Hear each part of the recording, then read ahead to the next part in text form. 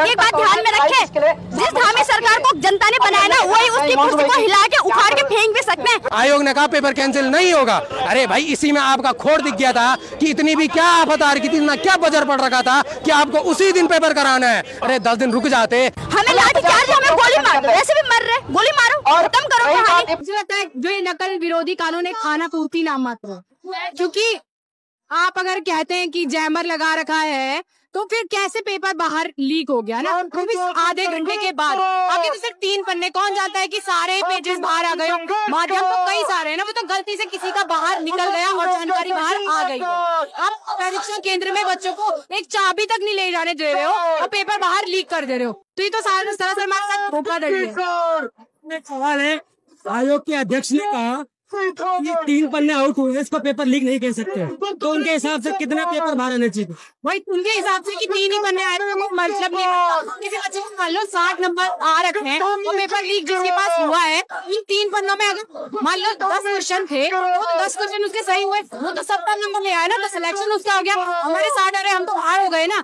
3 पन्ने में आए तो 3 लीक क्यों आए? आप ये कहते पूरा पेपर बाहर आता, तब आप उसे लीक मानते। एक क्वेश्चन में पता चलना वो भी लीक ही माना जाता है। इनकी जो उसे कहते हैं, इनकी व्याख्याएं कुछ अलग है। पद पे बैठे हैं तो अपने हिसाब से व्याख्याएं करते हैं कि 3 पन्ने बाहर आना मतलब लीक होना नहीं, एक क्वेश्चन बाहर आना भी लीक होना ही है। वहाँ पर रहने से कुछ नहीं। परिवार वाले युवा है, वो सरकारी नौकरी के सपने देख रहे हैं, लेकिन एक पेपर लीक की वजह से उनके सपने टूट जाते हैं। क्या कहना चाहेंगे सर? एक मध्यम वर्ग से भी, और जो निम्न मध्यम वर्ग का बच्चा है वो सोचता है कि हम मतलब वो 4-5 साल से लगभग मेहनत कर रहा है कि एक दिन आएगा और हम सफल होंगे, परीक्षा पास होगी। 5 साल की मेहनत एक दिन में दिखानी होती है, उसमें भी आपने वो पेपर लीक कर दिया। तो एक बच्चा, गरीब बच्चा क्या सोचता है, मेरी नौकरी लगेगी तो मेरी पीढ़ी सुधर जाएगी। तो अब आप सोचिए कि अगर ऐसे ही हाल चलेंगे तो हमारी पीढ़ी कैसे सुधरेगी? हम तो आगे बढ़ ही नहीं पाएंगे ना। हम घर के हैं ना घाट के, क्योंकि 5 साल मैंने मेहनत करी ना, मैं प्राइवेट सेक्टर के लिए हम कर सकती हूँ ना, सरकारी में तुम हमें करने दे रहे हो, तो हम क्या करें? फिर आप कहते हैं उत्तराखंड की जवानी, उत्तराखंड का पानी, उत्तराखंड के काम नहीं आया, तो कैसे आएगा? जब आप उसको यूज में ला ही नहीं रहे हो, उसको मौका दे ही नहीं रहे हो कुछ करने का, तो कैसे हम आगे बढ़ पाएंगे? सर देखो, नकल विरोधी कानून तो खाली यहाँ, पहली बात भारत की एक विशेषता है, यहाँ कानून बनता है गरीबों के लिए, अमीरों के लिए कोई कानून नहीं होते हैं, और कानून बनने से पहले उसके लूप होल निकल जाते हैं। अब आप बताओ, कानून कल जो मैडम जी वहाँ जिन्होंने पेपर सॉल्व किया, कहा जा रहा है इन्होंने पेपर सॉल्व किया, और वो सरकार ने कहा, हमने नहीं कहा, सरकार ने, उन्होंने आगे प्रेजेंट करा हुआ है। वो आपने देखा होगा, चलो बगल में बिठा रखा है उनको, तो उनको वहाँ पे बिठा रखा है, तो उनको वहाँ पे बिठाना औचित्य के हिसाब से ठीक है कि उन्होंने पेपर सॉल्व करके दिया, वो एक्सेप्ट कर रही है मैंने सॉल्व करके दिया, ठीक है, पर उनका वहाँ बैठना, उनको जेल में होना चाहिए था, उनके लिए वो कानून का है। तुम कानून लगा रहे हो उस बंदे पे, वो हम पे आरोप लगा रहा है, और आप खुद ही कह रहे हो कि 3 पेज बाहर हुए हैं, तो आप या तो आप कह गलत रहे हो, या तो फिर हम गलत कह रहे होंगे, आप ये मानो ना। और दूसरी बात, आयोग की मतलब क्या ये मानसिकता है कि 3 पेज हो, 3 क्वेश्चन हो, 1 क्वेश्चन हो, सूचिता बाधित होना बहुत बड़ी बात है। 1,52,000 बच्चों का विश्वास जीतना आपको, इस पे कैसे हो जाएगा? ऐसे तो आप मतलब कुछ भी बोल दो ना, आप चोरी हुई है या 1 रुपए की चोरी हो, 10 रुपए की चोरी हो, चोरी होती है, आप ये एक्सेप्ट करना पड़ेगा। और आपकी सूचिता बाधित हुई है, विश्वास बच्चों का पूरा उठ चुका है पेपर से, पूरी तरह से ये। और दूसरी बात, आयोग का सिलेबस पे बहुत बड़ी बात है, कोई सिलेबस पे नहीं बोलता आज तक, कि सिलेबस पे किसी ने नहीं बोला आज तक। इनका कोई अपना ऑथेंटिक सिलेबस तो दे दो आप। कल के पेपर में आप जैसे मान लो रीजनिंग, कल के पेपर, चलो सिलेबस छोड़ देते हैं हम, छोड़ो वो चीज भी छोड़ो, हमारे मतलब ये जो अभी घोटाला है, आप उसको किस तरह से ढकना चाह रहे हो?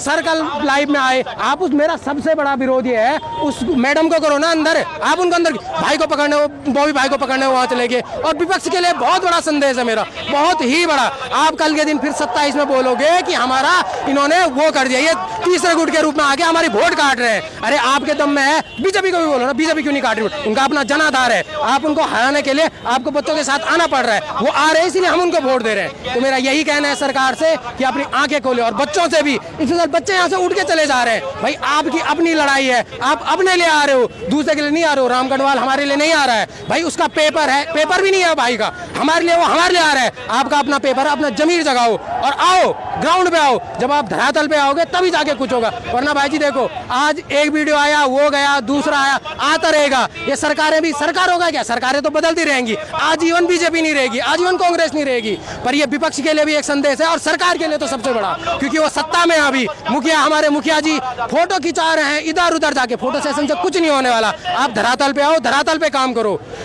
देखो आपको एक परसों आपदा आई हुई थी, हर जगह से, हर किसी भी प्लेटफॉर्म से, हर जगह आप मुख्य सचिव साहब के पास गए, मुख्यमंत्री साहब के पास, आयोग के पास गए, आयोग ने कहा पेपर कैंसिल नहीं होगा। अरे भाई इसी में आपका खोट दिख गया था कि इतनी भी क्या आफत आ रही थी, इतना क्या बजर पड़ रखा था कि आपको उसी दिन पेपर कराना है। अरे 10 दिन रुक जाते आप जरा। अभी सुनो, आपने बोला आपदा आ रही है, आपने वो देखा क्या, ये सहजधारा रोड देखा? अरे चले जाओ ना, हमारे उत्तरकाशी जाओ, चमोली जाओ, रुद्रप्रयाग जाओ। रुद्रप्रयाग में पूरा ताल जामन हो गया, पूरा टूट गया। अरे आप उसको कंपेयर करो ना। देहरादून वाले ने वो मैदान की आपदा देखी है, आप पहाड़ की आपदा देखो, तब बोलो आपदा किसे होती है। और आपको आपदा में भी अवसर ढूंढना है क्या कि हमने आपदा में पेपर कराया? अरे वो आपका कोई अवसर नहीं है, आपकी कोई उसमें खूबी नहीं जुड़ी। आप अगर आपदा में 10 दिन पीछे कर देते, पर क्यों करते ये? क्योंकि पेपर के आगे इसी सेटिंग वेटिंग सेंटर में आगे ही सेटिंग हो रही थी, पेपर बाहर आ गया और मैडम जी आगे कल आप हमको बाइट दे रही हैं कि ऐसा वैसा। अरे उन पे लगाओ ना वो कानून, नकल विरोधी कानून। उनके लिए क्यों नहीं है नकल विरोधी कानून? तो बस मैं इतना ही कहूंगा,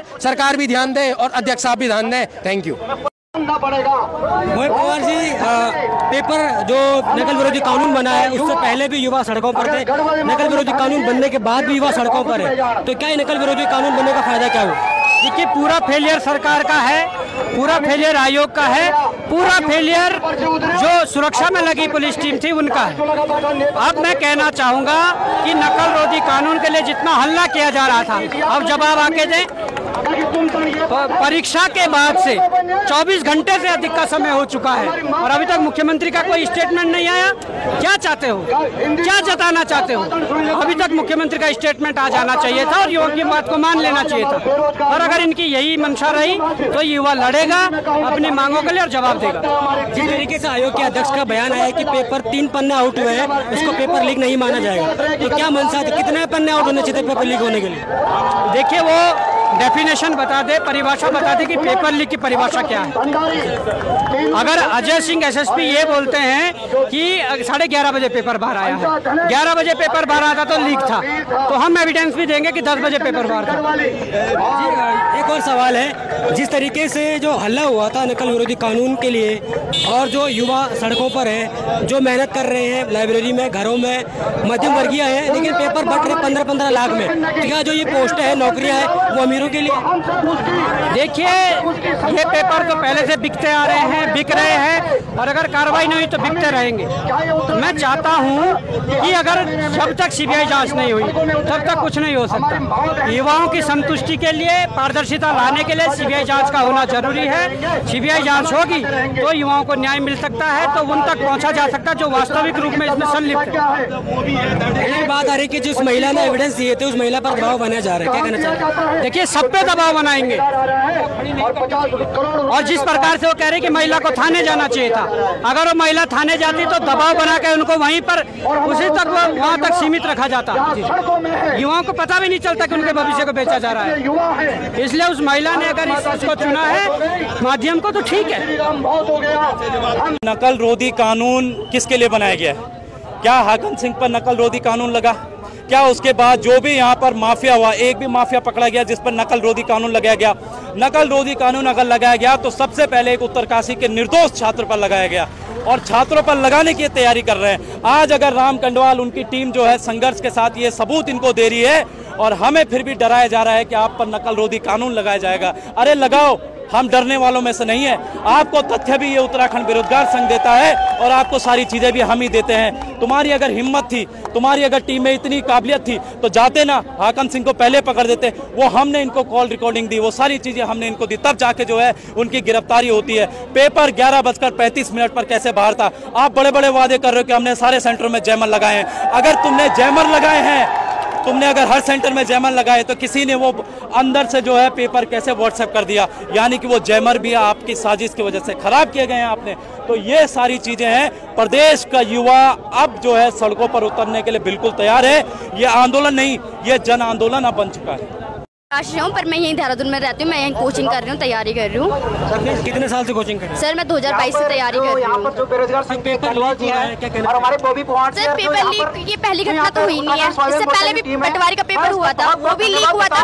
उत्तराखंड कह रहा है कि मैं पहला राज्य हूँ कि जिसने नकल विरोधी कानून बनाया। कहाँ है नकल विरोधी कानून? अभी भी पेपर लीक हो गया। जो इंसान जेल के अंदर था, हकम सिंह रावत, वो अचानक से पेपर जैसे ही मतलब पटवारी का पेपर आया, वो लोगों से बाहर होकर वो फिर पेपर बेच रहा है। उसने सबसे पहले काम यही किया, ठीक है। तो सीधी सी बात है सर, इतना समझ में आना चाहिए कि हकम सिंह रावत है वो बस बीच का आदमी है, और जो काम है वो कोई और ही काम कर रहा है। जो मतलब इन चीजों में कर रहा है वो कोई और ही है। मतलब उसके कंधे के ऊपर से गोली आयोग चला रहा है। सीधी सी बात है, आयोग पेपर बना रहा है। आयोग ने पेपर क्यों कैसे हकम सिंह रावत को भेज दिया?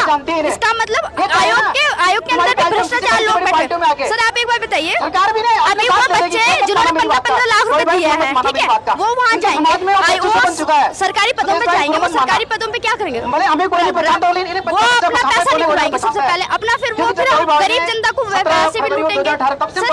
आप हम बोल रहे हैं अभी हमने इतना किया, हमने आयोग को बोला पेपर कैंसिल करवा दो, क्योंकि हर उत्तराखंड के जिले में आप आइए आबादन फटे, लेकिन आयोग ने बोला कि नहीं पेपर होगा, चाहे मैं जेसीबी लगा दूं, ठीक है। अगर बच्चे मरते इसकी रिस्पॉन्सिबिलिटी कौन ले? फिर भी आयोग ने पेपर करवाए, क्योंकि आयोग बिक चुका था। आयोग बिक चुका था, आयोग ने उन बच्चों को निकलवाना था। सीधी सी बात है सर। इनके साथ पूरे उत्तराखंड का समर्थन है। नकल विरोधी कानून होने के बावजूद भी पेपर लीक हो रहे हैं, बड़ी चीज यहाँ पर तो आप इसके दोषी किसको मानते हैं? सर नकल वही तो सबसे बड़ी बात दुखद है ना सर। नकल विरोधी कानून उत्तराखंड का सबसे पहला राज्य बना है, फिर भी नकल हो रही है। फिर भी सर बच्चे कुछ कह रहे हैं कि हमारे आके मतलब कैमरों में पेपर लगाए जा रहे हैं। सर ये कितनी बड़ी बात है सर।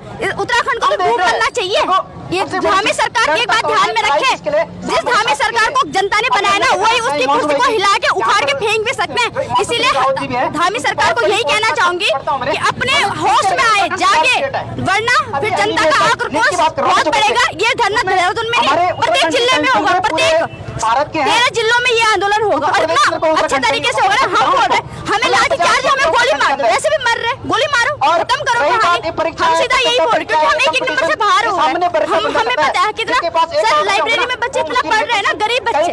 अमीर तो 15 लाख रुपए देके पेपर खरीद रहा है, गरीब बच्चे कैसे मर रहा है सर? वो इतना पढ़ रहा है, स्ट्रगल कर रहा है, बाहर आके कोई प्राइवेट जॉब कर रहा है, फिर लाइब्रेरी जा रहा है, वो कितना कर रहा है सर? बता रहा हूँ यहाँ की व्यवस्थाएं पहले से हमने 2002 में आपने ऐलान किया यहाँ पर प्रदर्शन करने का, उसके बाद पुलिस ने 163 धाराएं लगा दी। मैं 2009 में नाइट सर ये सारी राजनीति है, ये सारी राजनीति है। हमें सरकार को पता था कि बच्चे आंदोलन करेंगे, धारा लगा दी। हमसे हमारी लोकतंत्र, राहुल गांधी ने सही बोला था कि लोकतंत्र मर रहा है, हमारी अभिव्यक्ति की आजादी है ही नहीं। फिर अगर वो धारा लगा रहे हम बोल नहीं सकते। हमने किसी को मारा, किसी को झगड़ा किया, हम अपनी बात रख रहे ना आयोग तक, लेकिन हमें वो भी रखने का मौका नहीं। सर नाकामी का कारण तो सबसे पहले तो सरकार ही है। वो अभी नकल विरोधी कानून बना, उसमें भी सबसे पहले उन्होंने एक छात्र को ही गिरफ्तार किया।